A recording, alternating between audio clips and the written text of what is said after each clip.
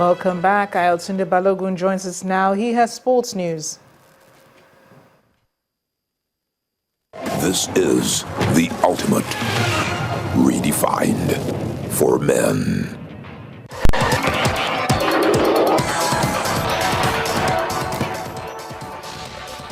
Time now is in sports news. President of Nigeria Taekwondo Federation, George Ashiru, says work is ongoing to ensure that the country's taekwondists qualify for the 2016 Olympic Games in August. In an interview with Channel Sports, Mr. Ashiru expressed disappointment that the ranking system doesn't favor Nigeria, but then he believes that the athletes can still qualify. Ranking system doesn't favor us. At the moment the point ranking system was started a few years ago, the top 6 in the world will qualify for the Olympics. At that time, we didn't have anybody in the top, near the top 6. Wow. So climbing to that place meant that you have to compete every month all over the world. And that's where the funding issue comes up. And you know, when you can't get funding to travel, to compete, to get the points, it's difficult to get to top 6. So we now rely on the make or break African qualification tournament. And by the way, the previous 4 Olympics, it was the same African qualification tournament we used to get in. We never got in through the world system. We never got in. Traditional tournaments that we have every year will continue. Okay. Lagos International Classics will continue. The Panama Classics will continue. All of the 6 or 7 major tournaments will still continue.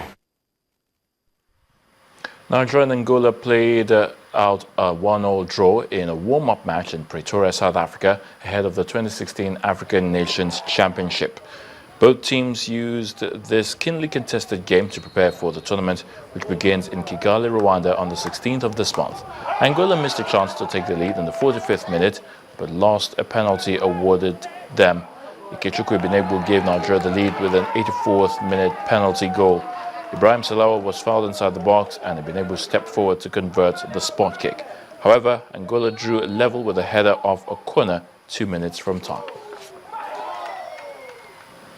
Well, former Cameroon captain Samuel Eto'o's stint as interim player manager at Turkish side Antalyaspor has ended. He's been replaced by Jose Moraes, who was Chelsea's assistant coach under his compatriot Jose Mourinho until December. Moraes, who was linked with taking over at Swansea, also worked with Mourinho at Real Madrid and Inter Milan. Eto'o, who joined the club on a 3-year contract in June, took over from Yusuf Şimşek when his contract was terminated by mutual consent on December the 7th. The former Barca and Chelsea star will continue at the Turkish club as a player. And that's a wrap on sports news. I'm Ayotunde Balogun. The news at 10 continues shortly.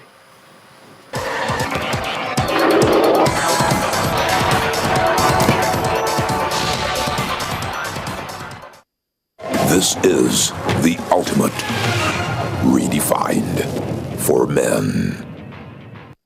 The United Nations Security Council says it will begin work immediately on measures against North Korea. This comes after Pyongyang claimed it tested a hydrogen bomb. The UN Security Council condemned the test, describing it as a clear threat to international peace and security. It's the North's 4th nuclear test since 2006, but if confirmed, will be the first for a hydrogen bomb. However, the U.S. has joined nuclear experts in questioning whether the blast was large enough for such a test. Spokesperson at the White House, Josh Earnest, says an initial analysis is not consistent with North Korea's claims of a successful hydrogen bomb test. And the main news again. The Economic and Financial Crimes Commission is to extend its dragnet to include more highly placed Nigerians suspected to have looted the nation's treasury. Chairman of the Anti-Graft Agency, Ibrahim Magu, has promised that no one will be treated as a sacred cow or above the law. The visiting IMF Managing Director, Christine Lagarde, has met with the National Assembly's leadership. While given a positive outlook on Nigeria's economic future, she also suggested removal of petroleum subsidy. And controversy has trailed North Korea's claim of having carried out an underground hydrogen bomb test. That's the news at 10 tonight. Thanks for watching. I am Amarachi Ubani. Good night.